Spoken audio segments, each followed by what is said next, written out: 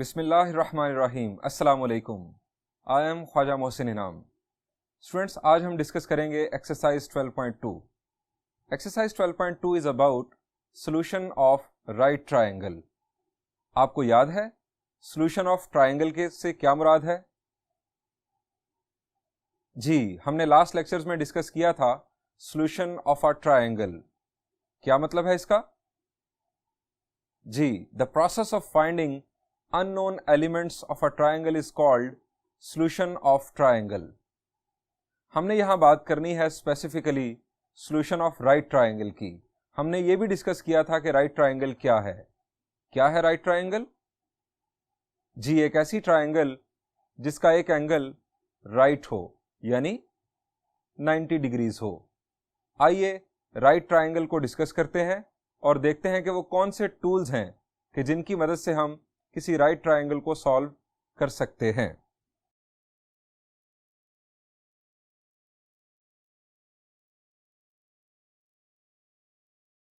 Solution of right triangle.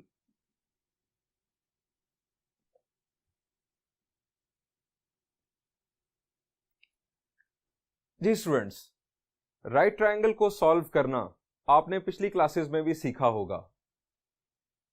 Ji, class 9th या 10th में आपने यकीनन पढ़ा होगा। कौन से टूल्स हैं कि जो यूज करते हुए हम राइट ट्रायंगल को सॉल्व कर सकते हैं? चलें पहले मैं राइट ट्रायंगल आपको शो करवाता हूं और उसके एलिमेंट्स देखते हैं। उतनी देर में आपको याद आ जाएगा कि वो कौन से टूल्स हैं कि जिनकी मदद से हम किसी राइट ट्रायंगल को सॉल्व करते हैं।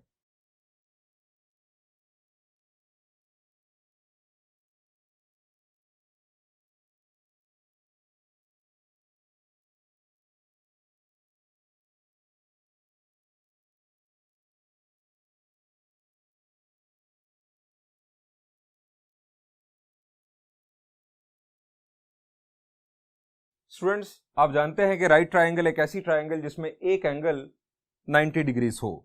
तो यहां पर 90 डिग्रीज कहां दिखाई दे रहा है आपको? यहां पर? यहां पर? यकीनन नहीं। आप जानते हैं कि राइट एंगल है यहां पर। This is right angle. और राइट एंगल को इस तरह से एक बॉक्स की सूरत में शो किया जाता है आमतौर पर।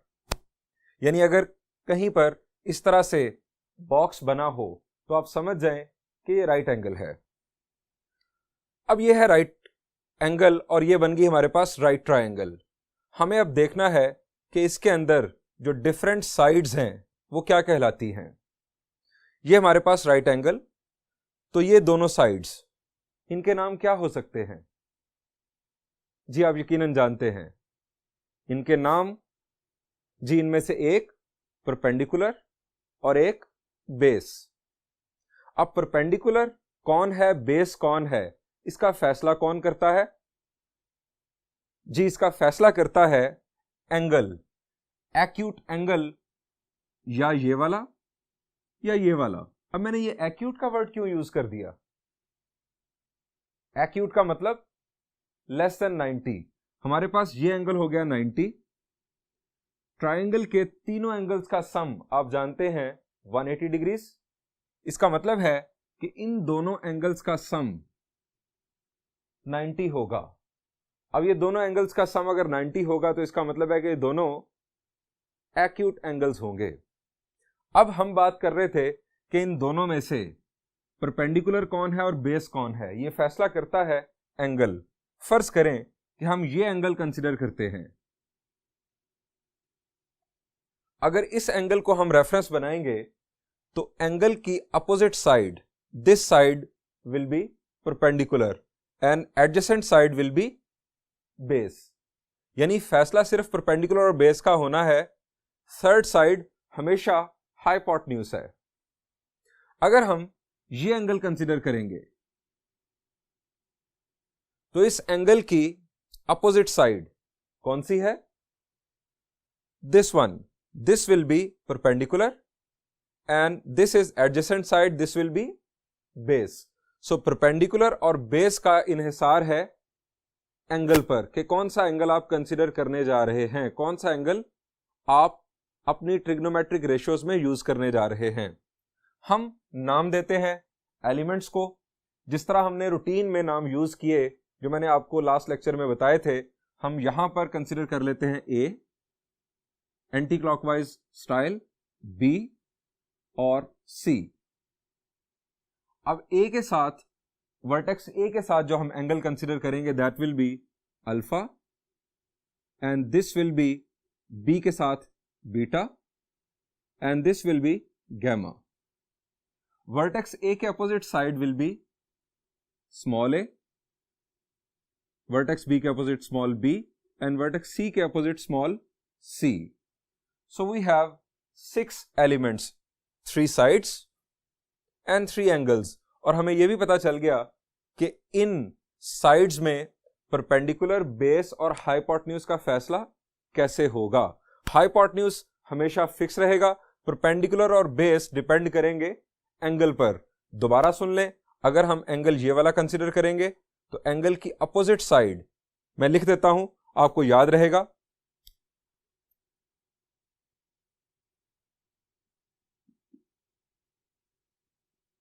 Perpendicular and base depend upon the angle considered.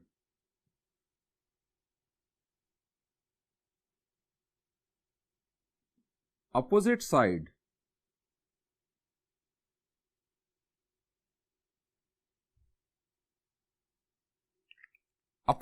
will be, जैसा कि अगर हम एंगल कंसीडर करें अल्फा तो opposite side will B perpendicular.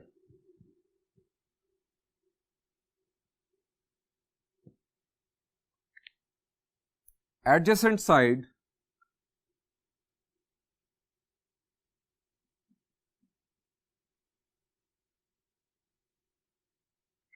Will be base,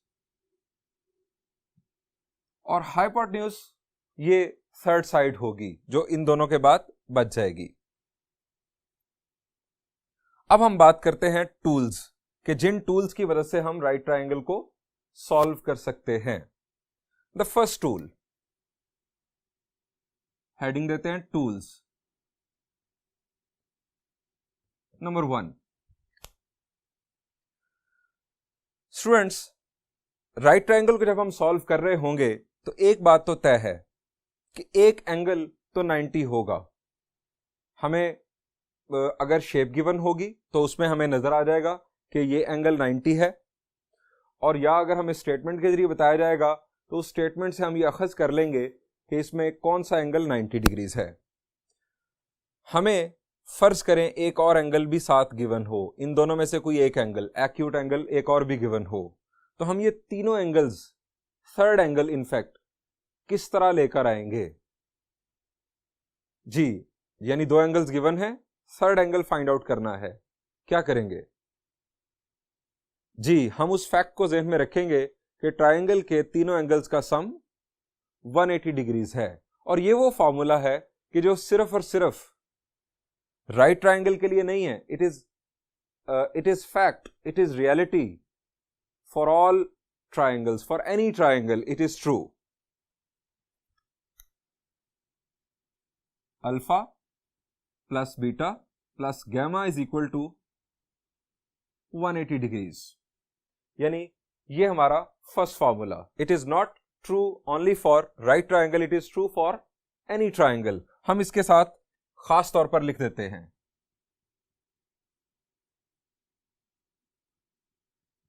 it is true for any triangle.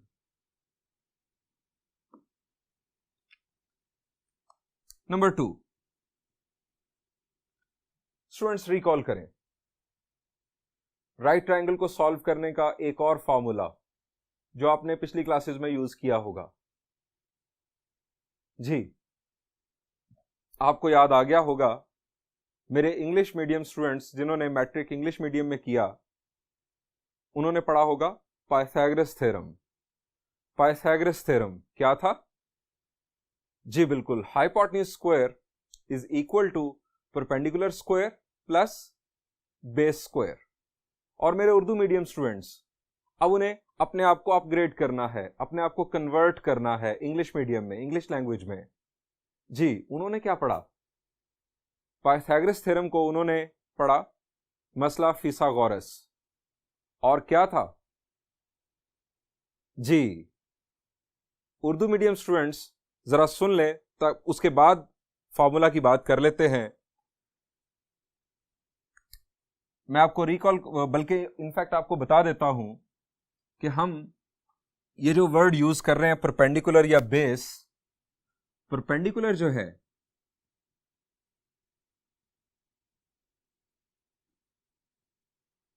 उसको उर्दू में आप कहते थे अमूद। आइन, मीम, वाव और दाल। इंग्लिश मीडियम स्टूडेंट्स यकीनन हंसेंगे इन वर्ड्स पर, लेकिन ये याद रखें, उर्दू मीडियम स्टूडेंट्स, मेरे ख्याल से Urdu medium students are better than English medium students. क्यों? उन्होंने मैट्रिक उर्दू मीडियम लैंग्वेज में किया, उर्दू मीडियम में किया। अब फर्स्ट ईयर सेकेंड ईयर में वो थोड़ी सी, फर्स्ट ईयर में थोड़ी सी दुश्वारी के साथ, बहुत ही थोड़ी दुश्वारी, इनफैक्ट अब तो बहुत सारी टर्म्स मैट्रिक में भी चाहे उर्दू मीडियम में पढ़ी जा रही हो, लेकिन इंग्लिश लैंग्वेज में वर्ड्स को यूज किया जा रहा है। सो वो उर्दू से इंग्लिश में अपने आप को अपग्रेड कर लेंगे, और जब कभी वो फ्यूचर में किसी को मैथमेटिक्स समझा रहे हों, किसी भी फोरम पर मैथमेटिक्स पर बात कर रहे हों, तो वो उर्दू मीडियम और इंग्लिश मीडियम दोनों तरह के लोगों को डील कर सकेंगे। दोनों के लिए उनके पास टर्म्स और वोकैबुलरी मौजूद होगी। लेकिन इंग्लिश मीडियम स्टूडेंट्स सिर्फ और सिर्फ चूंकि इंग्लिश लैंग्वेज जानते हैं, सो वो उर्दू मीडियम लोगों को बात करते हुए, समझाते हुए दुश्वारी का सामना करेंगे। परपेंडिकुलर का मतलब अमूद, और दूसरा वर्ड यूज किया मैंने बेस। बेस को उर्दू में हम कहते हैं कायदा।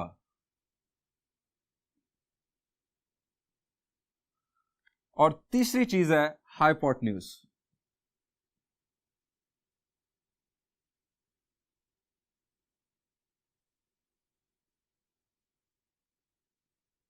और इसे हम कहते हैं उर्दू में वितर। अब स्टूडेंट्स, मैंने बात की थी आपसे पाइथागोरस थ्योरम की। Pythagoras theorem English medium students ने बता दिया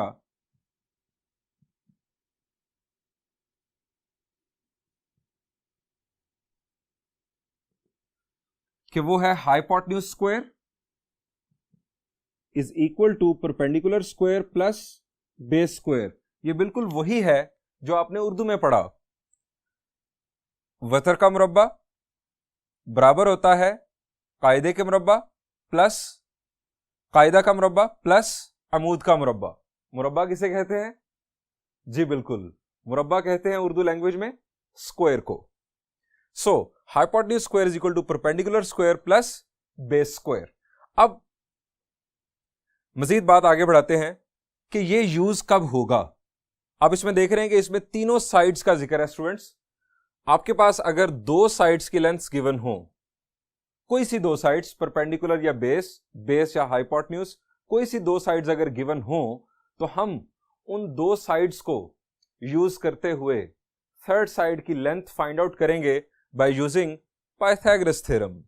फर्स्ट फार्मूला, दो एंगल्स गिवन हो, थर्ड एंगल फाइंड आउट करना है। यहां पर अगर दो साइड्स गिवन हो, थर्ड साइड फाइंड आउट करनी है। अब तीसरी और आखिरी चीज, स्टूडेंट्स, हमें अगर फर्ज करें कि दो साइड्स गिवन हैं और हमें एंगल फाइंड आउट करना है, कोई खास एंगल फाइंड आउट करना है, दो साइड्स गिवन हैं, परपेंडिकुलर और हाइपोटेन्यूज गिवन है, और हमें एंगल फाइंड आउट करना है, एक खास एंगल, परपेंडिकुलर या बेस गिवन है, बेस या हाइपोटेन्यूज गिवन है, तब हम क्या करेंगे? जी रिकॉल करें। जी, ट्रिग्नोमेट्रिक रेशोज, आपको हिंट दे रहा हूं। ट्रिग्नोमेट्रिक रेशोज यूज करते हुए आप फाइंड आउट कर सकते हैं, अगर दो साइड्स गिवन हो तो एंगल, और अगर एंगल और एक साइड गिवन हो तो दूसरी साइड। अब ये ट्रिग्नोमेट्रिक रेशोज, ये याद करने के लिए इंग्लिश मीडियम स्टूडेंट्स को एक सेंटेंस बताया गया था। जी, क्या सेंटेंस था? जी बिल्कुल, आपको सही याद आ रहा है, वेरी गुड, जबरदस्त। क्या सेंटेंस था? Some people have curly brown hair through proper brushing. ये सम पीपल हैव, ये मेरे बारे में बात नहीं हो रही, ये कोई और ही लोग हैं, माशाल्लाह बड़े खुशकिस्मत लोग हैं। लाइन लिख देता हूं मैं आपको। Some people have, then we have curly brown hair, and then we have through proper brushing। अब इनका मतलब क्या है? ये भी इंग्लिश मीडियम स्टूडेंट्स आपको यकीनन याद है, उर्दू मीडियम स्टूडेंट्स को बताना है हमने। इनका मतलब, इनफैक्ट यहां पर सेमीकोलन आना चाहिए। Some people have, S for sine, sine theta, मैं यहां पर यूज कर रहा हूं थीटा। हमें नहीं पता कि ये अल्फा होगा, बीटा होगा, गैमा होगा, ये डिपेंड करेगा सिचुएशन पर। हम वहां पर सिचुएशन के मुताबिक देखेंगे कि परपेंडिकुलर और हाइपोटेन्यूज हमारे पास गिवन है, तो जो एंगल है उसका नाम क्या है। थीटा जनरली मैंने नाम यूज किया, sine, S for sine, P for perpendicular और एच फॉर हाइपोटेन्यूज। इसी तरह से अब देखते हैं second one, curly brown hair. C for, आप पैटर्न को देखते हुए जज कर लें, C for cosine, B for base and H for hypotenuse. And last one, T for, जी पैटर्न आपने देख लिया, T for tangent, P for perpendicular and B for base. यानी sine theta is equal to perpendicular over hypotenuse, cosine theta is equal to base over hypotenuse and tangent theta is equal to perpendicular over base. अब Urdu medium students ने इस formula को, इन formulas को in fact किस तरह याद किया था, ये जरा साथ ही रिकॉल कर लें, ताकि आपकी अब लैंग्वेज की शिफ्टिंग भी है वो मुकम्मल हो जाए। Urdu medium students perpendicular, base और हाइपोटेन्यूज को, जैसा कि मैंने आपको पहले बताया कि वो क्या कहते हैं, परपेंडिकुलर को अमूद, बेस को पायदा, हाइपोटेन्यूज को वतर। सो स्टूडेंट्स, उन्होंने किस तरह याद किया? इंग्लिश मीडियम स्टूडेंट्स, आपके लिए हंसने की बात, इनफैक्ट उन्होंने याद किया 3 वर्ड्स को, और वो 3 वर्ड्स क्या थे? जी, उ, कु और अक। क्या मतलब है इसका? ये हमारे पास है परपेंडिकुलर यानी अमूद, और ये है हाइपोटेन्यूज यानी वतर। So sine theta is equal to उ, और इसी तरह से कोसाइन थीटा, ये हमारे पास है कायदा, और ये है वतर। Cosine theta is equal to कु, और tangent theta is equal to अक, यानी ये है अमूद और ये है कायदा। Tangent theta is equal to अक। लेकिन अब अपने आप को अपग्रेड कर लें, आप सिर्फ 3 नाम याद कर लें, परपेंडिकुलर, बेस और हाइपोटेन्यूज, और आपके फार्मूलाज और एक बहुत ही खूबसूरत सेंटेंस, जिसकी मदद से आपको ये फार्मूलाज याद करने में बहुत आसानी होगी। हम बढ़ते हैं अब एक्सरसाइज 12.2 की जानिब और उसके प्रॉब्लम सॉल्व करते हैं। ये जो कुछ हमने डिस्कस किया इसको इरेज कर लेते हैं।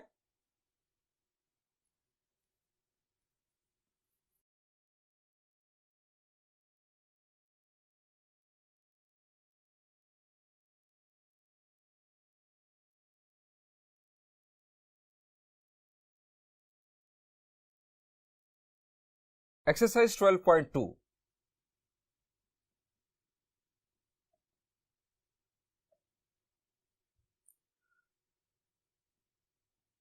First problem. स्टूडेंट्स, एक्सरसाइज 12.2 के फर्स्ट प्रॉब्लम में आप अपनी टेक्स्ट बुक में देख सकते हैं देयर आर 6 पार्ट्स, और ये 6 पार्ट्स इनफैक्ट शेप्स की सूरत में गिवन है, यानी ट्राइंगल्स बनी हुई हैं और उनके साथ डेटा लिखा हुआ है, एलिमेंट्स के बारे में बताया गया है। फर्स्ट पार्ट कंसीडर करते हैं। हमारा फर्स्ट पार्ट कुछ इस तरह से है।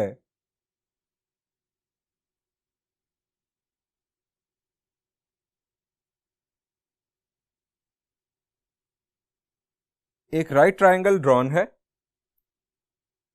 ये एंगल है 45 डिग्रीज, ये साइड है 4 और यहां पर है राइट एंगल।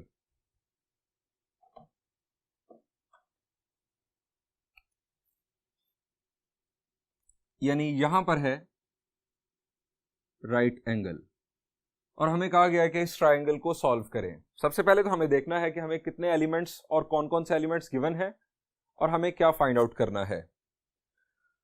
हमारे पास एक एंगल 45 डिग्रीज, एक एंगल 90 और एक साइड है 4। हमें रिमेनिंग एलिमेंट्स फाइंड आउट करने हैं, यानी 3 एलिमेंट्स गिवन है और 3 एलिमेंट्स हमें फाइंड आउट करने हैं। सबसे पहला काम जो हमें करना चाहिए वो है नेमिंग। हम इस ट्राइंगल को नाम दे दें, नेमिंग कर दे, नोटेशन का यूज करें ताकि उसके बाद हम आसानी से इसको समझ जाएं।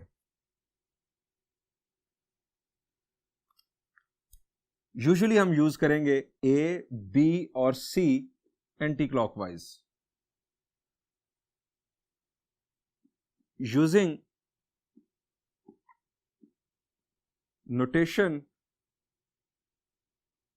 of triangle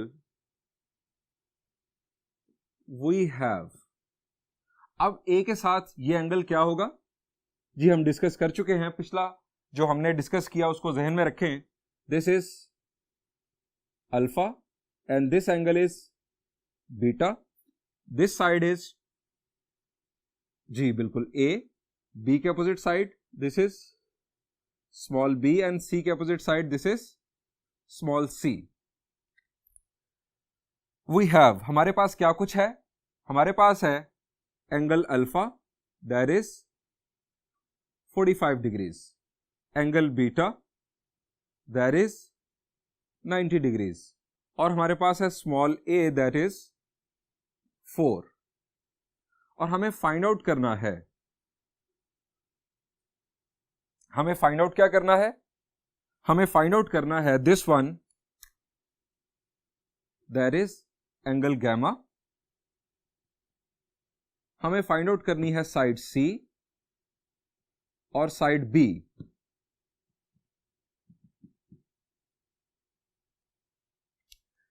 सबसे पहले स्टूडेंट्स, हमें 2 एंगल्स गिवन हैं, थर्ड एंगल फाइंड आउट कैसे कर सकते हैं।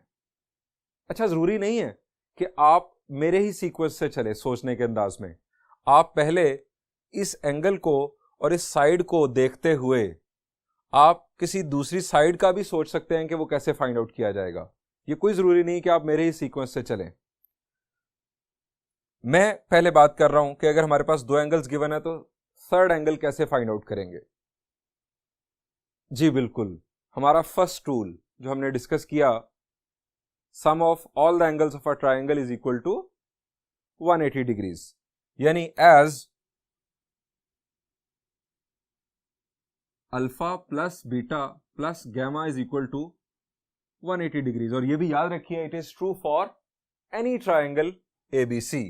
इनफैक्ट एबीसी नाम बोलना ही नहीं चाहिए, it is true for any triangle, नाम कुछ भी हो। अब हमारे पास है दो एंगल्स अल्फा और beta, 45 plus 90 plus gamma is equal to 180 degrees. अब क्या करेंगे जी, ये दोनों ऐड अप होंगे और फिर क्या होगा गैमा की वैल्यू के लिए जी, ये दोनों ऐड होकर 180 डिग्रीज में से सबट्रैक्ट होंगे, कुछ इस तरह से 180 डिग्रीज। अब 90 प्लस 45 जी, 90 प्लस 45 जी बिल्कुल 135, ये 135 डिग्रीज दूसरी तरफ सबट्रैक्ट होगा। So gamma is equal to 180 degrees minus 135 degrees is equal to 45 degrees. और एक बात आपको मैं बता रहा हूं कि आप अपने आंसर्स को इस तरह से ब्लॉक की सूरत में हाईलाइट किया करें,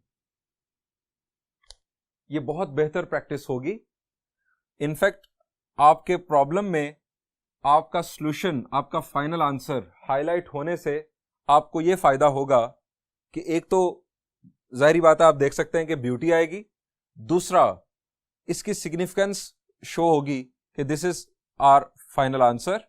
और अगर एग्जामिनर सिर्फ फाइनल आंसर्स को देख रहा है और प्रोसेस को सरसरी नजर से देख रहा है आपको मार्किंग करने के लिए आपके पेपर को, तो आपका जो आंसर है उसे फौरन इस तरह हाईलाइटेड फॉर्म में मिल जाएगा। आगे बढ़ते हैं। हमारे पास ये गैमा एंगल आ गया 45 degrees.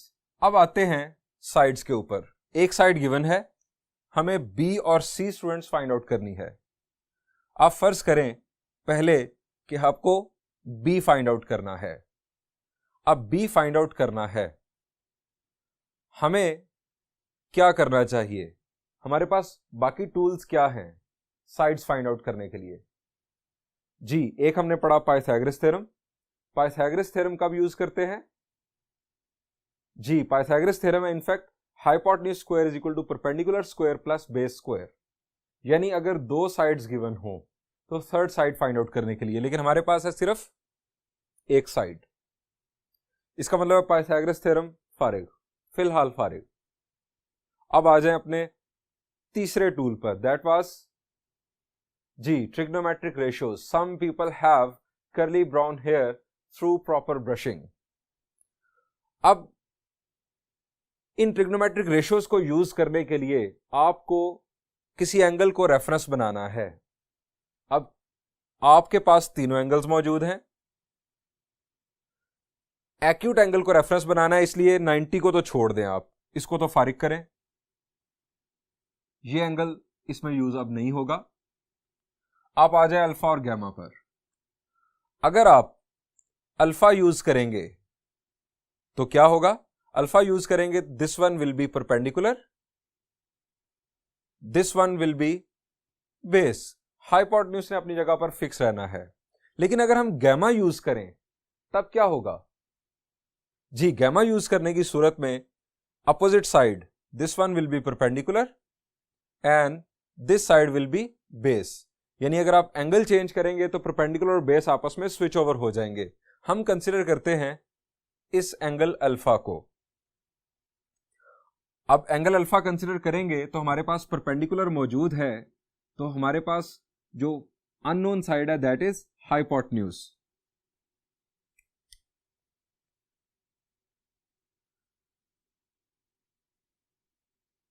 Using alpha as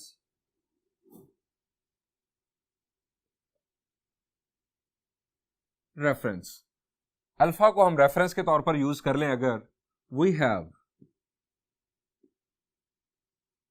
sign alpha is equal to perpendicular over hypotenuse. This is perpendicular opposite side and this is hypotenuse. हमारे पास है 4 ओवर, इनफैक्ट यहां पर हमें अल्फा की वैल्यू यूज कर लेनी चाहिए ताकि हमारे स्टेप्स भी थोड़े कम हो जाए। Sine 45 is equal to 4 over B. अब हमें b की वैल्यू फाइंड आउट करना है, तो b की वैल्यू फाइंड आउट करने के लिए क्या करेंगे? जी, b हमारे पास आ जाएगा लेफ्ट साइड पर 4 divided by sine of 45, b is equal to 4 divided by sine of 45 degrees. Students क्या है वैल्यू? जी साइन ऑफ 45 डिग्रीज। आपको ये वैल्यूज याद होनी चाहिए। इनफैक्ट 0, 30, 45, 60 ये वो कॉमनली यूज एंगल्स हैं कि जिनकी ट्रिग्नोमेट्रिक वैल्यूज आपको याद होनी चाहिए। मैंने आपको एक लेफ्ट हैंड ट्रिक भी सिखाया था इन वैल्यूज को याद करने के लिए, याद है आपको? मैं सिर्फ वो यूज करके भी बता रहा हूं, रिकॉल मुकम्मल नहीं करवाऊंगा। आप वो लेक्चर सुन लें दोबारा से जहां पर मैंने आपको सिखाया था left hand trick for remembering trigonometric values. अब मैं आपको सिर्फ वो यूज करके बताऊंगा। ये मेरा लेफ्ट हैंड 0, 30, 45, 60 और 90, ये 5 एंगल्स 0, 30, 45, 60 और 90। 45 के लिए आप 45 डिग्रीज को बेंड करेंगे। अगर आप साइन यूज कर रहे हैं तो आप लोअर फिंगर्स काउंट करेंगे। ये हमारे पास है 2 फिंगर्स। सो 2 डिवाइडेड बाय 4, ये 4 डिनोमिनेटर में हमारे फॉर्मूला ट्रिक है, ये whole square root. It is 1 over square root of 2।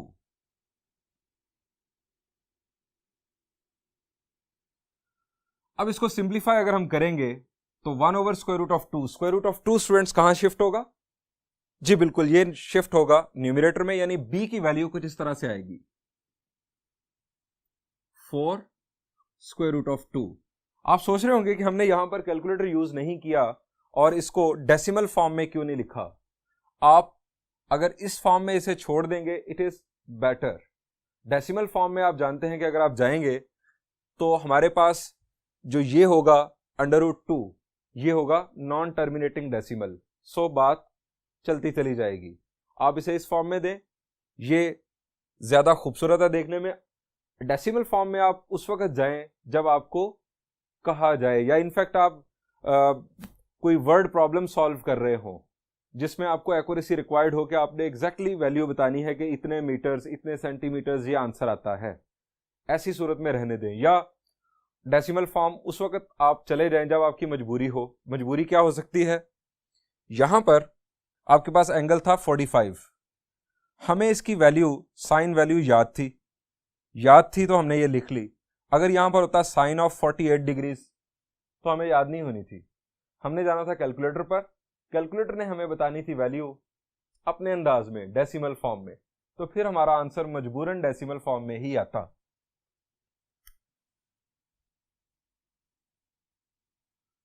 अब स्टूडेंट्स हमें फाइंड आउट करना है c। b की वैल्यू हमारे पास आ गई 4 square root of 2। c find out करना है। हमने अल्फा को रेफरेंस बनाया हुआ है, तो अब जरा सोचें कि c फाइंड आउट करने के लिए हमारे पास क्या डिफरेंट ऑप्शंस हो सकते हैं। जी क्या क्या डिफरेंट ऑप्शंस हो सकते हैं? हमारे पास a मौजूद था, b आ चुका। पाइथागोरस थ्योरम यूज कर सकते हैं? जी बिल्कुल कर सकते हैं। अब आपके पास 2 साइड्स आ चुकी हैं। थर्ड साइड फाइंड आउट करने के लिए पाइथागोरस थ्योरम यूज किया जा सकता है, लेकिन मैं रिकमेंड नहीं करूंगा। आप कर सकते हैं, कोई गलत नहीं इनफैक्ट, लेकिन मैं रिकमेंड नहीं करूंगा। प्रेफरेंस मेरी नहीं होगी। क्यों नहीं होगी ये आपको पूछना चाहिए, ये आपका हक है। फर्ज करें कि ये b की वैल्यू ये हमने फाइंड आउट की है, ये हमने गलत फाइंड आउट कर ली है, फर्ज किया। तो आप पाइथागोरस थ्योरम में ये गिवन वैल्यू थी, ये हमने फाइंड आउट की। अगर ये वैल्यू गलत है तो हम पाइथागोरस थ्योरम की मदद से जो c की वैल्यू फाइंड आउट करेंगे वो भी गलत हो जाएगी। यानी एक गलती हमारी अगली गलती की वजह बनेगी। इसलिए पाइथागोरस थ्योरम को मैं तरजीहन इस्तेमाल नहीं करूंगा। अब आ जाएं आप दूसरे ऑप्शन पर। आप लॉजिक समझ गए हैं कि जो गिवन वैल्यूज हैं इनफैक्ट उन्हीं को कोशिश करें कि आप यूज करके आगे बढ़ें, ताकि अगर कोई एक एलिमेंट आपका गलत आ चुका है तो वो वजह ना बने किसी दूसरे एलिमेंट के गलत होने की। आप बी को छोड़ दें यूज करना, आप वापस आ जाएं, आप ए को यूज करते हुए सी फाइंड आउट करने की कोशिश करें। अब ए को यूज करते हुए सी को फाइंड आउट कैसे कर सकते हैं? अगेन अल्फा हमारे पास गिवन था, आप अल्फा को यूज करें और ये है आपके पास अपोजिट साइड परपेंडिकुलर और ये है बेस। परपेंडिकुलर और बेस किस ट्रिग्नोमेट्रिक रेशो में आते हैं?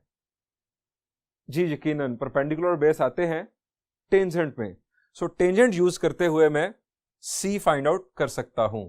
यहां एक और बात भी डिस्कस कर लेते हैं। अगर हम गैमा यूज करें, गैमा को रेफरेंस बनाएं, एक बात तो यह है कि गैमा वैल्यू आपने फाइंड आउट की है, हो सकता है आपने इसमें गलती कर ली हो। आप सोचेंगे सर ये गलती तो नहीं हो सकती, अब 45 डिग्रीज तो कम से कम हम गलत नहीं फाइंड आउट कर चुके होंगे, बड़ा सिंपल था। लेकिन आपके पास ये जो एंगल्स थे ना, ये बड़े सिंपल थे। आगे आने वाले सवालों में हमें मिनट्स और सेकंड्स की हद तक भी वैल्यू गिवन हो सकती है। हो सकता है आप ये भी गलती कर लें कि आपका गैमा गलत हो और उसकी बेस पर आप वैल्यू ऑफ सी गलत कर लें। सो बॉटम लाइन बात खत्म करते हैं, कोशिश करें कि जो डेटा गिवन था उसी की बेस पर बाकी एलिमेंट्स फाइंड आउट करें। अब हमारे पास गिवन था 45, हमारे पास गिवन था 4, परपेंडिकुलर ओवर बेस हमने यूज करना है टेंजेंट। सॉल्व करते हैं। Tangent of 45 degrees is equal to perpendicular over base. Perpendicular over base, C is equal to 4 over tangent of 45। tangent of 45 जी लेफ्ट हैंड ट्रिक, टेंजेंट 45, ये left hand 0 30 45 60 90 45 degrees को किया bend. अब आपका जो tangent का ट्रिक है वो है lower fingers divided by upper fingers whole square root. 2 divided by 2 whole square root will be 1। वैसे आपको याद हो सबसे अच्छी बात, लेकिन मैं आपको लेफ्ट हैंड ट्रिक बार बार यूज करवाता रहूंगा। 4 over 1 और C की वैल्यू आ गई 4।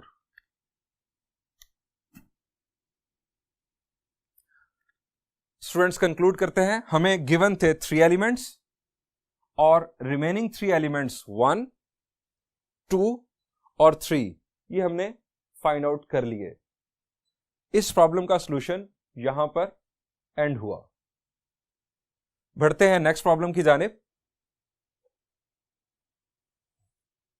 इसको मिटा लेते हैं।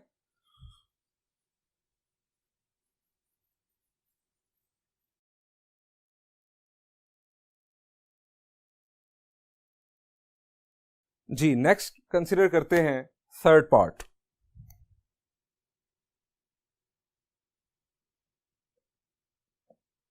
थर्ड पार्ट में शेप कुछ इस तरह से बनी हुई है।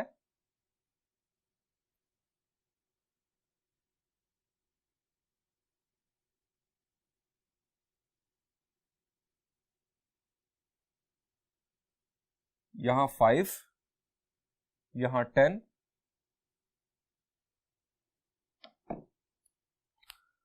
और आप देख सकते हैं कि यहां पर है राइट एंगल, ये देख के नजर आ रहा है।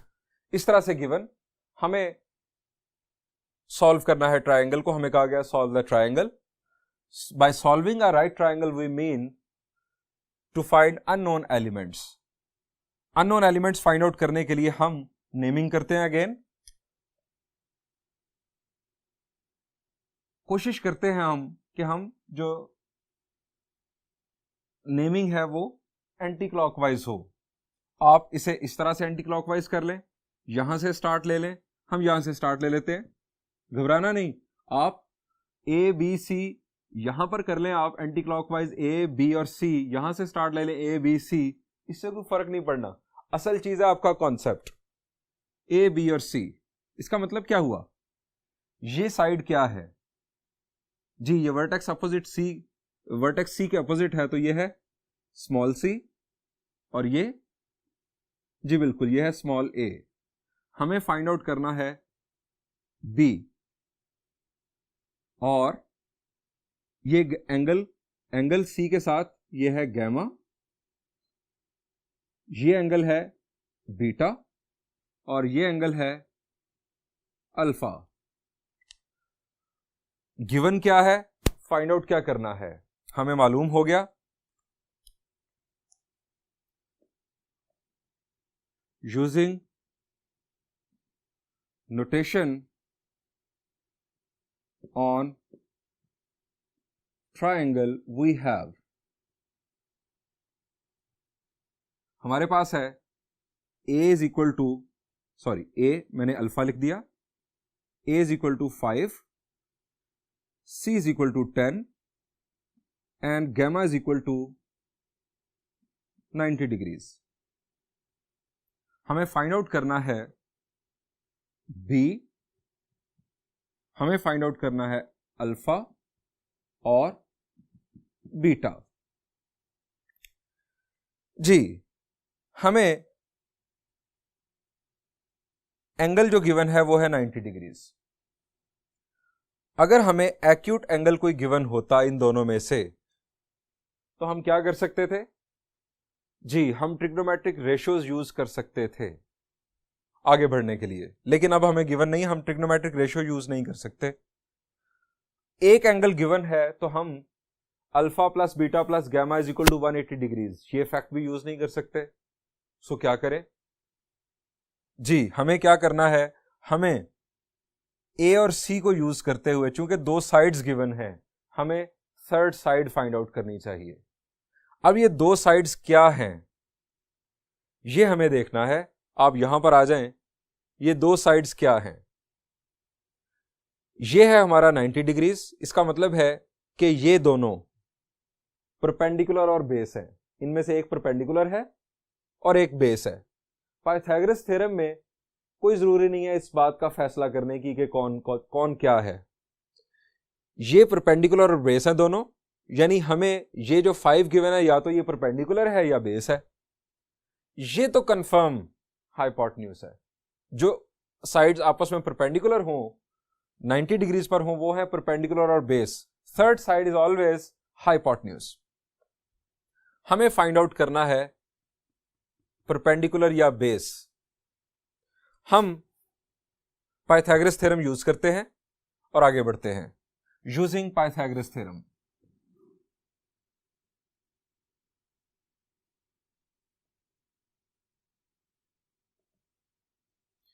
अब पाइथागोरस थ्योरम हमारे पास क्या है जी, hypotenuse square is equal to perpendicular square plus base square. Hypotenuse की value 10, perpendicular square plus base square. अब दरमियान में क्या है जी? जी बिल्कुल, दरमियान में है प्लस 2 + 3 हो या 3 + 2 हो, आंसर 5 ही आता है। Addition is commutative.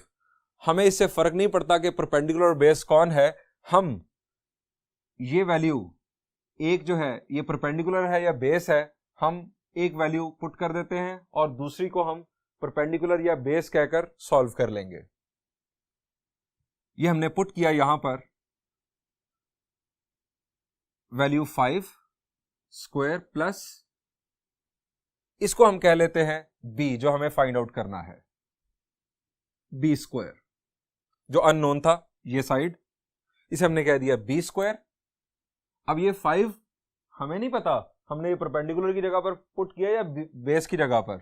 एक की जगह पर 5 आ गया, एक की जगह पर b आ गया। इसे सॉल्व कैसे करेंगे जी? ये 10 स्क्वायर 100 माइनस 5 का square 25, that is equal to b square. b square is equal to 100 minus 25 is equal to, sorry it is not degrees, 75। अब 75 को सिंप्लीफाई करना है। 75 को सिंप्लीफाई जी किस तरह से करेंगे? 75 के फैक्टर्स क्या बनते हैं? 5 5 5 5 are 25, 25 3s are 75, यानी हमने ले रहा है स्क्वायर रूट, तो हमारे पास ये है पेयर। अब पेयर में से एक हो जाएगा आजाद, यानी ये आजाद हो जाएगा, तो ये हमारे पास आ जाएगा 5 स्क्वायर रूट ऑफ 3। अब आपके जहन में एक और बात आ रही होगी कि जब हम स्क्वायर रूट अप्लाई करते हैं तो हमारे पास पॉजिटिव नेगेटिव दो साइन आते हैं, प्लस और माइनस दो चीजें आती हैं। हम यहां पर प्लस और माइनस नहीं ला रहे, इनफैक्ट सिर्फ प्लस कंसिडर कर रहे हैं, माइनस को इग्नोर कर रहे हैं। कैसे? ये किस लॉजिक पर?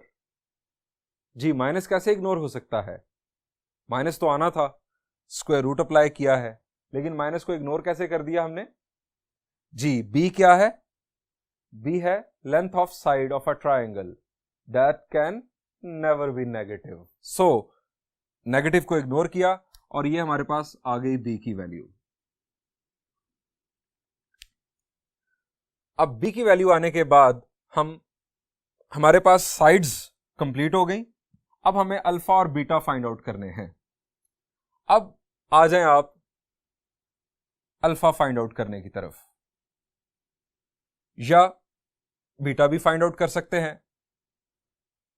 फर्ज करें कि हमें ये नोन वैल्यूज हैं, ये गिवन वैल्यूज थी, ये 5 और 10 ये यूज करनी है और हमें फाइंड आउट करना है बीटा।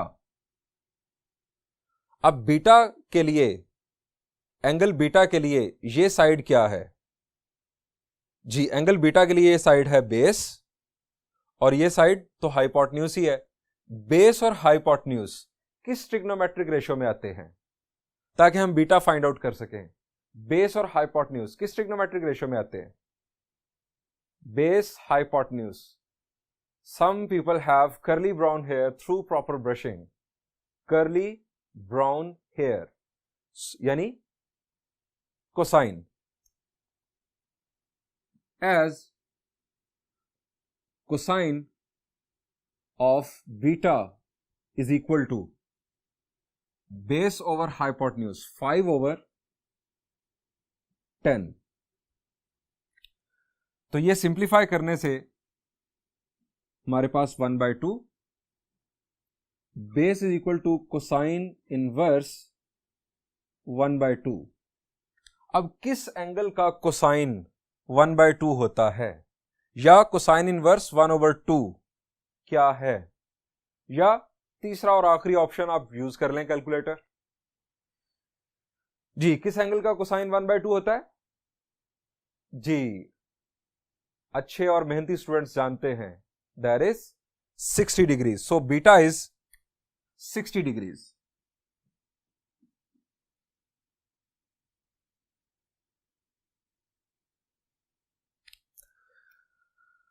अब हमारे पास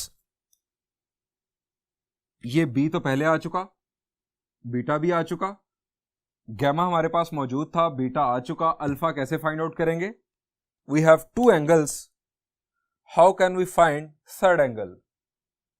जी, वही sum of 3 angles of a triangle is equal to 180 as